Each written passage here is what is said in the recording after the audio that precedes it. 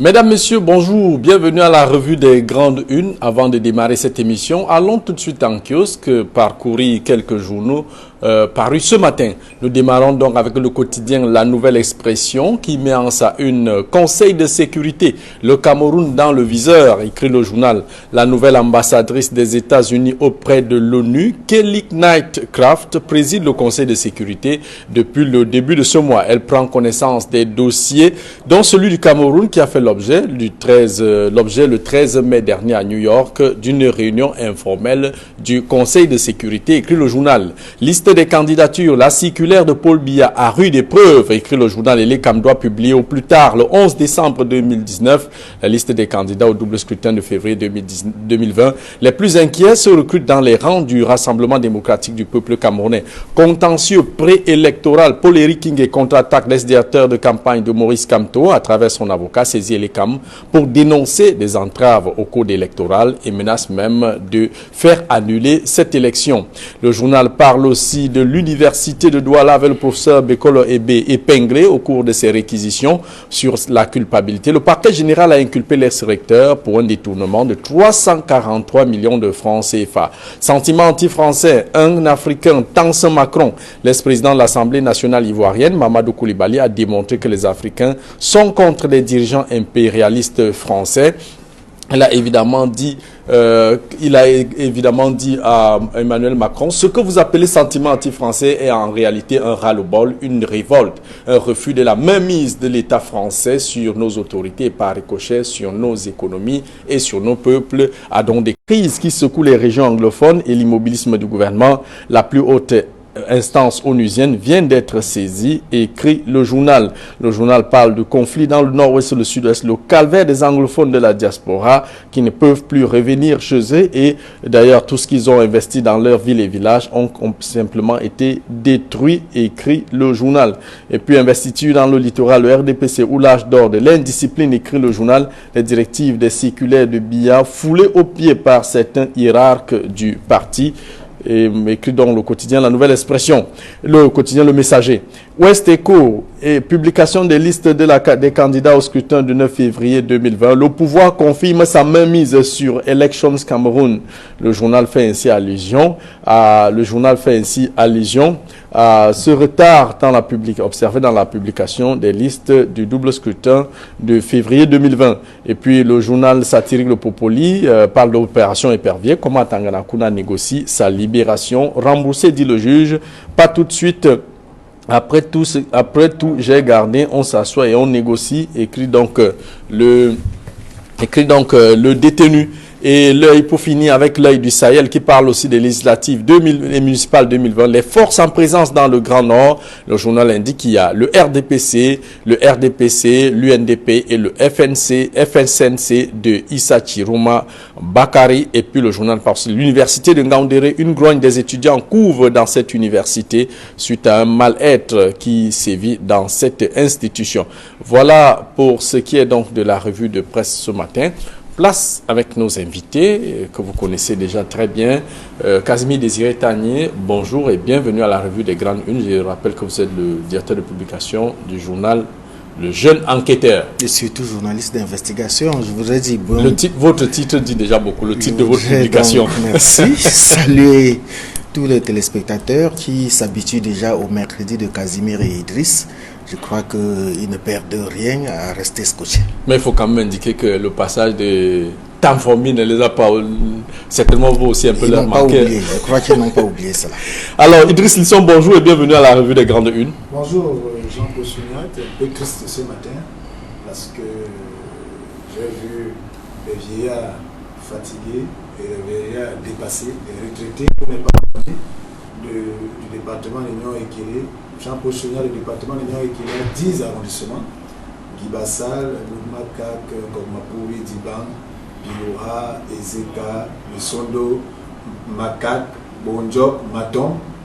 Je vous rappelle qu'on demande à ces retraités qui percevaient leur retraite à Ezeka, désormais d'aller souffrir à Messamendongo, à Yaoundé. Donc vous imaginez ce type de méprise.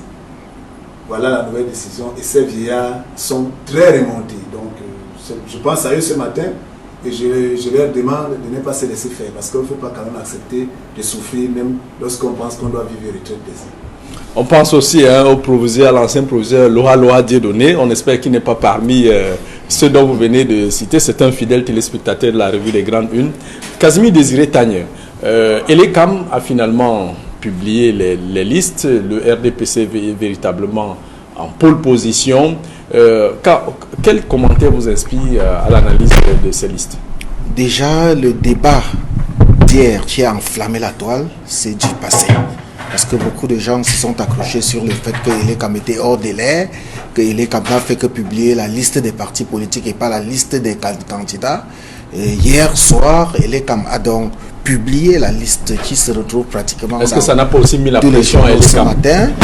Elecam, moi je crois même que Elecam a un peu pris de l'avance sur les Camerounais en publiant la liste des partis politiques avant de publier la liste des candidats. Ce que les candidats attendent, les Camerounais n'attendaient donc pas. Donc moi je crois que c'est tout en son honneur. Maintenant, après cette publication, que nous inspire cette liste, je crois que c'est là désormais le débat. Le débat est autour de ces listes et vous allez voir que la circulaire du président national du RDPC qui demandait de faire confiance aux jeunes, aux femmes, aux nouveaux venus et autres, et que tous ceux qui sont des retraités politiques ne se représentent plus. Je crois que cette candidat, le président de l'Assemblée nationale s'est représenté, ils sont nombreux. Il est l'exemple type de ces personnes-là qui étaient visées par la circulaire du président national. Et je vous avais dit d'ailleurs, dès qu'on a publié cette circulaire, que cette circulaire n'engageait que ceux qui y croyaient. Et que j'étais sûr que Kava Yégué, qui a toujours été battu aux primaires, mais qui a toujours été investi par le comité central, devait se faire investir purement et simplement. Et c'est exactement ce qui s'est passé. C'est ce qui est arrivé. Kava Yégué a rempilé dans son maillot d'Anaï, maillot Sava, pardon. Mais une autre chose qui nous marque et qui nous marquera davantage et que nous allons suivre de près au cours de cette élection, c'est qu'il y a un ministre du gouvernement qui est candidat à l'élection législative dans Benue-Ouest. Il s'agit de Issa Chiroma Bakari, ancien porte-parole du gouvernement et aujourd'hui ministre de l'Emploi, qui est ministre de l'Emploi et de la Formation professionnelle, il faut le dire, qui est candidat pour la députation au niveau de Benue-Ouest. Ça, c'est un cas qu'il faudrait scruter pour bien se poser la question de savoir pourquoi est-ce que Issa Chiroma Bakari tient à être élu député. Et je crois que quand on va développer, je vais un peu vous dévoiler de quoi il s'agit. Peut-être qu'il sent que la dernière est arrivée pour sa place au gouvernement. Idriss Lissom, quand on analyse cette liste, on voit bien que les vieux briscards de la politique sont restés. À l'occurrence, Kaba Yégué Djibril, député depuis 1971. Ils sont nombreux comme ça dans le Béré, un peu partout sur l'ensemble de la République. Il y a le premier vice-président de l'Assemblée nationale, Hilarion Eton, qui est dans la même situation. Jean-Bernard Ndongo et Somba, ils sont nombreux. Idriss, est-ce que finalement, le non-respect de cette circulaire de Paul Biya ne traduit pas ce qu'on vit chaque jour, même dans l'administration, que le président de la République instruit, donne des directives au gouvernement et chacun n'en fait qu'à sa tête, personne ne respecte rien? Mais Jean-Paul Chounia, on n'avait qu'à évaluer la rigueur et la moralisation depuis 1982, ce fameux discours du 6 novembre qui avait véritablement fait chambouler l'opinion publique. On a même vu des Camerounais qui étaient contre le régime Aïdjo, qui étaient expatriés, qui étaient réfugiés, on peut le dire, qui avaient dit mais c'est pas possible, c'est monsieur qui arrive, c'est 6 novembre avec ce grand discours et qui va prôner la rigueur et la moralisation. Il y a plusieurs Camerounais comme ça qui ont décidé de revenir au Cameroun et ils n'ont que leurs yeux pour pleurer aujourd'hui. Donc si on a commencé à pleurer, Jean-Paul Chouinat, en 1982, avec ces beaux discours, toujours de très beaux discours, de très bonnes résolutions, mais dans la réalité des faits, rien ne se fait. Aucune action. Regardez, on l'a dit ici, lorsqu'on a convoqué le corps électoral avec cette circulaire du secrétaire général du RDPC, qui, parce que le RDPC ayant constaté qu'il y a une sorte de fourmillement, qu'il y a une sorte de mobilisation de la jeunesse, qu'il y a une sorte de réveil citoyen, qu'il y a une sorte d'envie, parce qu'on a passé le temps ces dernières années à dire aux jeunes, vous, la politique, c'est pour l'école, c'est pour les écoliers, la politique, c'est pour les policiers, et qu'un jeune ne peut pas faire de la politique. Aujourd'hui, on a les pays en Europe où il y a les premiers ministres qui ont 34 ans, où on a des les mêmes qui sont au pouvoir, les mêmes qui sont au pouvoir ont été DG à 28 ans, 27 ans, et au ministre même. Tout à fait. Alors, mais eux, aujourd'hui, ont dénié ça à la jeunesse. Et maintenant qu'ils constatent qu'il y a un réveil citoyen, il fallait. C'est la politique, c'est la communication politique. Sortir une circulaire qui allait dans ce sens pour donner l'impression que les choses vont bouger. Mais on l'avait dit, rien n'a bougé. Bon, le problème seulement, Jean-Paul Chounian, c'est que vous savez, nous avons des électeurs et des citoyens qui discutent beaucoup plus dans les chambres, dans les quartiers, dans les bars, et qui sont incapables de sanctionner ce genre de choses. Parce qu'aujourd'hui, moi, certains ne sont même pas inscrits. Que le RDPC ait des listes de gérontocrates de tout vieillard, tant mieux. Mais que les électeurs sanctionnent. C'est de ça qu'il est question. Mais ces mêmes électeurs qui nous regardent, qui sont là, qui bavarent dans les bars, qui critiquent, lorsqu'on leur donnera 2000, 1500, lorsqu'on leur dira qu'ils vont aller encore voter ces gens pour commencer à pleurer le 10 février que vraiment le pays va très mal. Casimir Désiré Tania, comment, dans une localité par exemple où une seule liste a été validée, je prends le cas du RDPC, le parti qui est quand même un peu présent un peu partout, et dans une localité où une liste a été validée contre le gré des populations, on sanctionne ce genre de liste comment? Non, il n'y a pas de sanction possible. Dans tous les cas, c'est une liste qui est d'office gagnante. Et ça va vous surprendre que un département comme le Ndé si n'ait pu investir qu'une seule liste, la liste du RDPC. Il y a 35 localités comme cela qui sont investies, où il n'y a que le RDPC qui est investi. 35 localités. Ça veut dire que le RDPC va à l'élection avec déjà une avance de 35 députés. Et puis, je vais vous surprendre. Ce matin, dans l'émission radiophonique de Kinox, l'invité était Paul-Éric Hingé, qui a bien dit que dans leurs statistiques, lorsqu'ils étaient en prison avec Albert Zonga, Maurice Ekoka, Maurice Kamto surtout, ils ont fait des statistiques et ils ont constaté que le RDPC doit d'office gagner 70 postes de députés sur 180 avant même l'élection. Donc vous voyez donc que dans ces circonscriptions où il y a une seule liste, il n'y a pas de commune mesure dans tous les cas, même si vous votez l'abstention, parce que c'est la seule chose qui manque, qui reste aux électeurs. Même si c'est un seul bulletin qui a voté pour cette liste-là, la liste passe d'office. En fait, dites seulement que les membres de la liste viennent voter pour eux-mêmes. Vous savez que les membres justement qui composent cette liste-là viendront voter pour elles-mêmes. Et puis, ça fait partie des incongruités du Cameroun. Ça fait partie de l'élection qui n'est pas équitable, d'une élection impartiale. Une élection taillée avec le code électoral taillé sur mesure. Et je suis heureux, même si ça arrive sur le tard, je suis heureux qu'enfin l'Église catholique commence à penser qu'il faut regarder le code électoral. Parce que moi j'avais déjà dit que le véritable problème du Cameroun... Monseigneur Cléda l'a beaucoup claironné pendant qu'il était président de cette conférence épiscopale. Mais ils l'ont claironné. Certains lui ont même dit qu'il devrait abandonner la soutane pour faire la politique. Mais il a claironné à quelle heure? Il a claironné plus de 20 ans après le vote de ce code électoral. Depuis, le code électoral existait et puis ça ne disait rien à personne. Lorsque vous venez aujourd'hui dire que le code électoral n'est pas bon, vous voulez qu'on fasse quoi? Ce n'est pas du jour au lendemain qu'on doit changer le code électoral. Ça devrait constituer le problème de tous les partis politiques de l'opposition. S'ils se levaient comme un seul homme, dans un cas, dans une synergie commune, et dénonçaient le code électoral, je crois que peut-être on verrait peut-être le bout du tunnel. Idriss, dans ces conditions, le MRC a décidé de ne pas partir à l'élection. Tel que le schéma, on est parti avec le schéma où on voit visiblement que le RDPC va tout rafler. Est-ce que dans ces conditions, même si vous êtes un parti qui a participé à ces élections, vous allez à l'Assemblée, vous n'atteignez même pas un groupe parlementaire, est-ce qu'on a envie de demander finalement, est-ce que ça valait la peine d'y aller, puisque même le SDF, qui a pu constituer un groupe parlementaire, n'a pas pu faire passer un certain nombre de lois à l'Assemblée, de textes à l'Assemblée nationale, prenons seulement sur la question anglophone qui concerne son bastion électoral. La question n'a pas pu être mise sur la table des députés. Dans ces conditions, est-ce que ça valait finalement la peine? Oui. Je vous poserai la question, dans ces conditions, est-ce qu'il faut faire la politique? Dans ces conditions, dans ces conditions, est-ce qu'il faille tout abandonner non, mais boycotter, c'est tout abandonner au RDPC. Moi, je ne suis pas... Le boycott, c'est une action importante, Jean-Paul Chouinard, lorsque il y a un travail de base.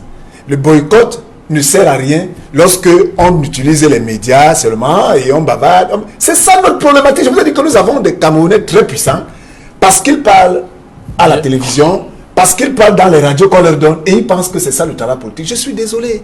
Tant que les Camerounais ne comprendront pas que d'Engele Menduka à Mairie ou bien même loin là-bas à Kaikai, à l'extrême nord, il faille amener les citoyens à comprendre que tout doit commencer par le village, par l'arrondissement, par le département. C'est de ça. Région, tant que nous faisons la politique d'une élite, des gens qui comprennent de quoi il s'agit en haut, sans ayant un gap, un grand fossé comme ça entre cette élite très intellectuelle qui sait tout, mais depuis qu'elle sait tout, le Cameroun est là où il est, et ces populations qui sont en bas, à qui on a appris seulement de regarder l'élite et de dire que, étendre les mains, que comment allons-nous faire pour vivre.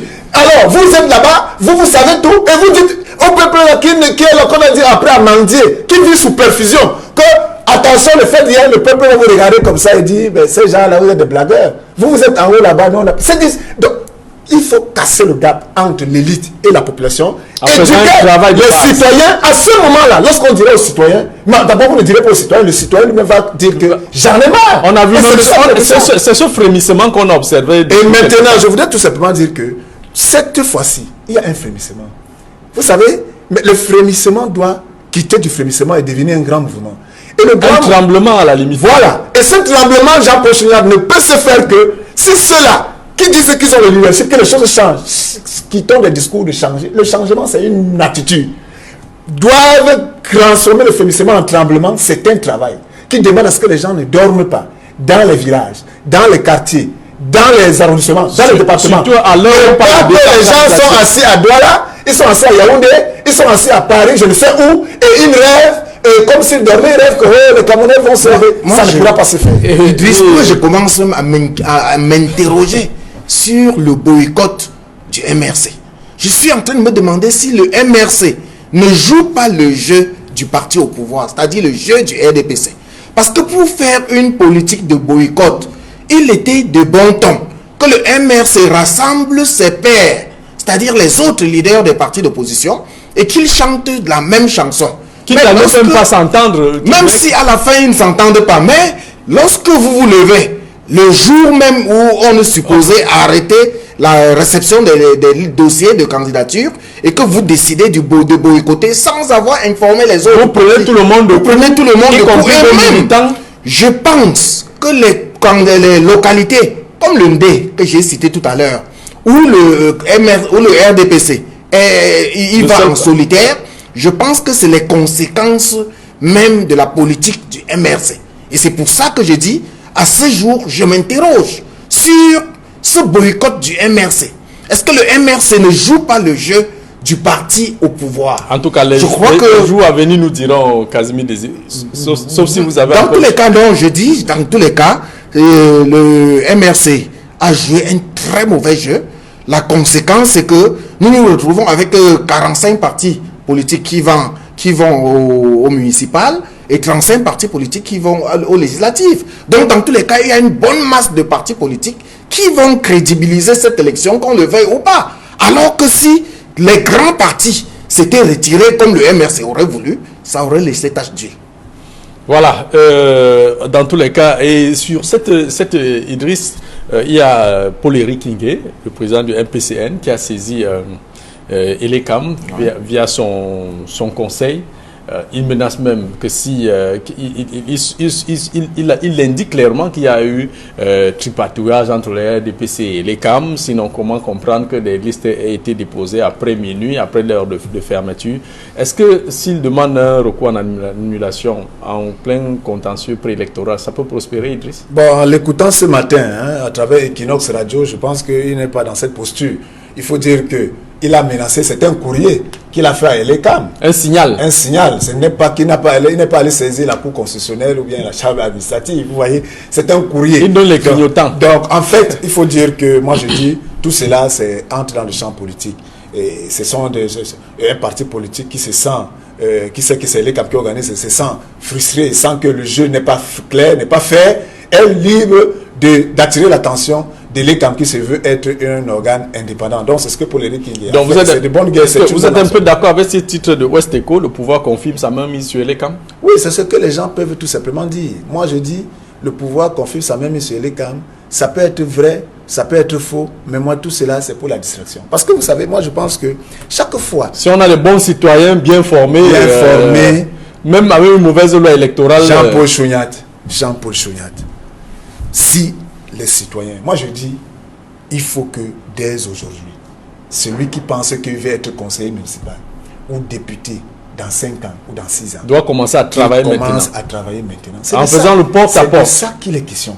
Lorsque vous lisez l'histoire des grands hommes politiques, les Barack Obama, les Clinton et tout le reste, vous voyez quelqu'un qui est sorti de Harvard, avocat, dans un cabinet célèbre, et qui décide de faire 3 ans de ce qu'on appelle une des 3 années sabbatiques, pour découvrir son état là où il était, pour pouvoir se mettre au service des gens, être l'avocat des gens qui n'ont rien, travailler pour rien, faire le comté, parce qu'il n'y a pas de comté en comté, dans les villages en village, de quartier en quartier, des trucs, pour se faire connaître.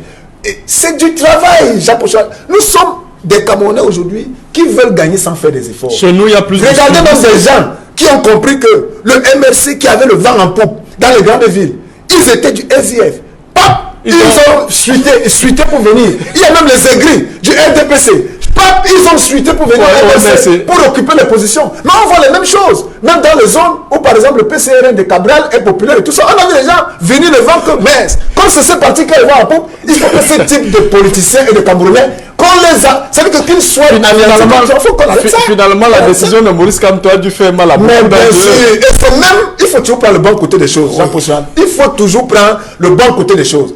La décision de Maurice Kamto a fait voir, ce qui plaît le plus sont les gens qui voulaient les postes et qui ne sont même pas convaincus du fait qu'il faille changer dans le code électoral avec tout ce que cela faut. Ils voulaient les positionnements être des conseils municipaux des maires. Ils voulaient être des députés. Ils ont d'autres moments acheté leur investiture. C'est de ça que les questions. Alors que nous sommes contre ce type d'attitude. On a accusé le RDPC de ces attitudes. Il ne faut pas que les gens viennent dans l'opposition, qui veulent apporter. Et les gens l'ont fait dans le MRC. Ils l'ont fait. Autant de choses que d'ailleurs. Maintenant, dans les autres partis. C'est pour ça que je dis aux téléspectateurs qu'il faut que on change notre attitude. C'est nous le problème. Hein. Nous, les Camerounais, moi-même, mais moi, je suis déjà très élevé. Je ne serais pas prêt à soutenir les gens qui achètent des places, qui font le positionnement politique pour avoir les positions. Parce que ceux-là ne regardent pas l'intérêt. Aujourd'hui, c'est les communes. On espère que les gens vont venir nous montrer des projets qui vont transformer les villes, nos villes. Et qu'ils sachent que les communes, ça ne doit plus être les histoires, on attend les CAC du FECOM pour pouvoir payer le personnel, tout le reste, alors qu'on attend l'ingéniosité de ces conseillers municipaux. Si c'est les conseillers municipaux qui viennent attendre les perdièmes des sessions de conseil municipal, vraiment, le 9, il faut les sanctionner. Et on les connaît. Et ce n'est pas que les gens se cachent. On les connaît. Qu'ils soient des X ou des Y, ils sont connus. Donc, j'attire l'attention que la politique désormais doit changer. Ça doit changer. Ça commence par la mentalité. Que les gens aient des convictions. Que tu sois du PCRN, du SDF, du MRC, du LDPC, que ce soit des gens de conviction, non des gens qui cherchent les strapontins pour vouloir se cacher. Quand ton parti tangue, tu dois être là pour relever le parti. C'est dans les moments difficiles qu'on reconnaît ses vrais amis. C'est ça. Mais j'ai vu des candidats qui pleurent jusqu'à maintenant depuis que Maurice Kamto a décidé de ne plus aller à l'élection. Surtout ceux-là même qui ont acheté leur investiture à coût de millions de francs CFA. Et justement, moi je crois que c'est ces gens-là que Maurice Kamto a pris de court. Maintenant, pour revenir à la lettre de Paul Éric Kingué, moi je dois dire que Paul Éric Kingué doit cesser de distraire l'opinion. Ça c'est une simple distraction. Parce que si Paul Éric, on dit qu'il se sent mauvais, se mouche. Si Paul Éric Kingué sent qu'il y a des tripatouillages, il n'a qu'à saisir le conseil électoral, le conseil constitutionnel. Il ne doit pas écrire à l'ECAM. Quand il écrit à l'ECAM, c'est pour un avertissement. Moi, je dis que c'est une simple distraction. Qu'il cesse de distraire. D'ailleurs, il a dit quelle est son ambition. Il a dit aujourd'hui exactement à Equinox que son ambition, c'est d'aller à l'élection à tout prix et à tous les prix, par tous les moyens. Mais dans les meilleures conditions. Quel que soit le cas, non, il dit quel que soit le cas, il ira à l'élection, il ne boycottera jamais. Donc vous voyez, donc il distrait les gens. Et il dit même que dans son ambition, c'est avoir au moins un élu conseiller municipal pour préparer pour préparer le son parti politique à avoir un candidat à la présidentielle, parce que lui il croit qu'il est jeune et que dans tous les cas, les autres sont vieillots. Lui seul pourra être le seul bon candidat que le Cameroun pourra avoir en 2025. Alors Idriss, un sort de cette question pour s'intéresser à un sujet apparu dans le quotidien La Nouvelle Expression. Mamadou Coulibaly, le président de Liberté et Démocratie pour la République, leader, qui s'est longuement exprimé sur le sentiment anti-français après cette déclaration d'Emmanuel Macron, où Mamadou Coulibaly a complètement lessivé Emmanuel Macron, lui indiquant que il ne s'agit pas, on n'a rien contre les Français, nous nous exprimons en langue française, mais ce que nous dénonçons, ce sont les attitudes et comportements des dirigeants français vis-à-vis des dirigeants africains qui finalement affament leur peuple, aliènent leur peuple à la limite. Comment vous appréciez cette sortie de Mamadou Coulibaly? Bon, c'est une énième sortie. Moi, vous voyez, Jean-Paul Chouniat, moi je suis, en lisant cet article, je suis toujours amusé. Parce que vous savez, nous sommes dans une posture où on veut que c'est la France qui fasse ce que nous, les Africains, nous sommes. C'est nous qui devons créer une nouvelle personnalité d'Africain. C'est ce que Mamadou Coulibaly dénonce d'ailleurs. Non, oui, mais le problème c'est quoi? Le problème c'est que Mamadou Coulibaly tance les Français et dit que les Français... Mais les Français nous ont colonisés. Les Français viennent puiser ici.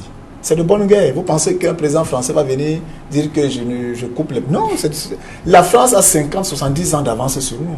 Ils ont déjà fait tous les scénarios pour pouvoir savoir comment nous tenir. C'est-à-dire que si nous pensons... Ils décident des chefs d'État qui arrivent au pouvoir. Non, mais parce que nous avons compris que le peuple n'a pas encore un peuple... On n'a pas encore de vrais citoyens. Vous voyez? C'est ça qui est la question. Le combat aujourd'hui en Afrique est le combat de la citoyenneté.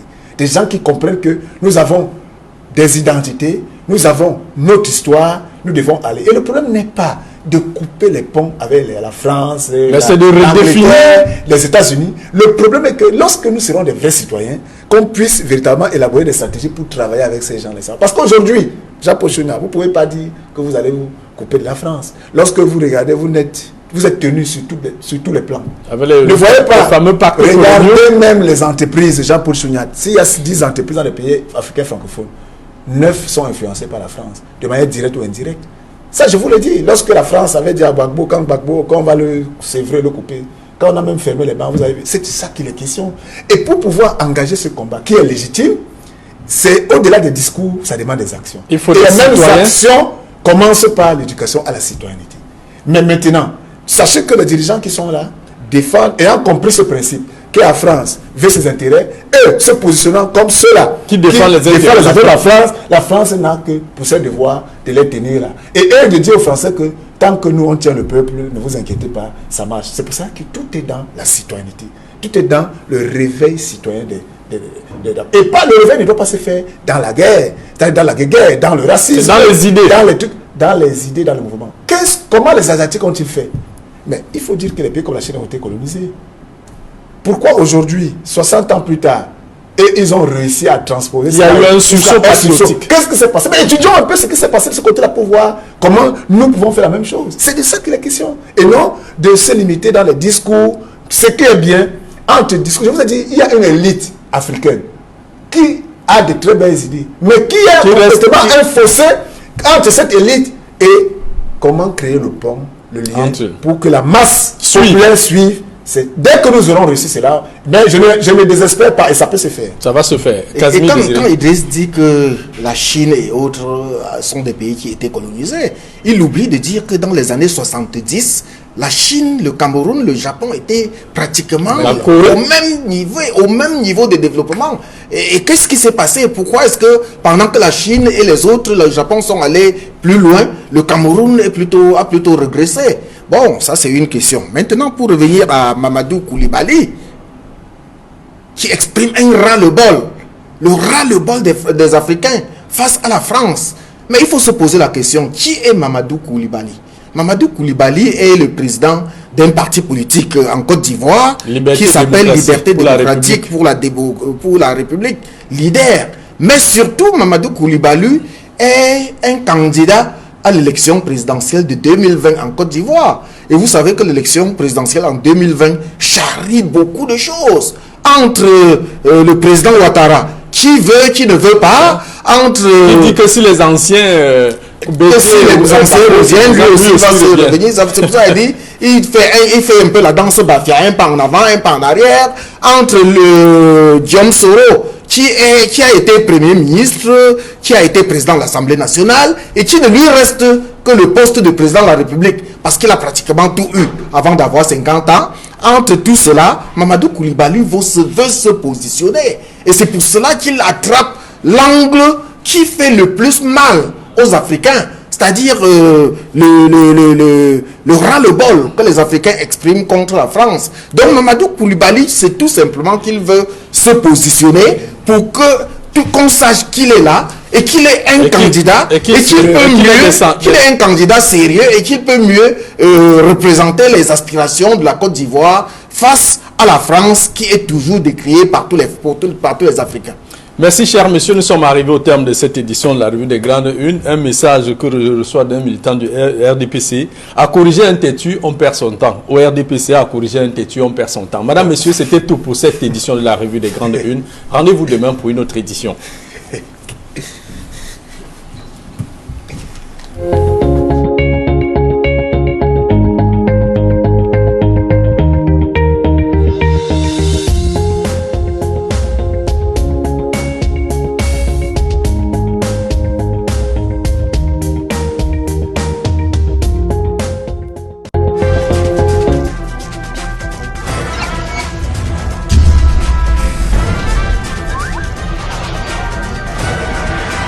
Equinox Télévision, au-delà de l'image, nous rendons compte.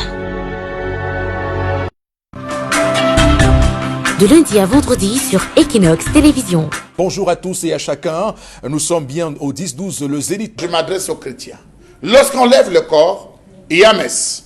Le soir, il y a messe. On déplace le corps pour le village, il y a messe. Le lendemain avant l'inhumation, il y a messe. 4 messes. Pourquoi? C'est un ministre camerounais qui fait mettre hors de sa maison sa femme et ses enfants. Les sous-préfets, les préfets, les magistrats, les milliardaires, ils ont pris par extraordinaire, ils ont obtenu de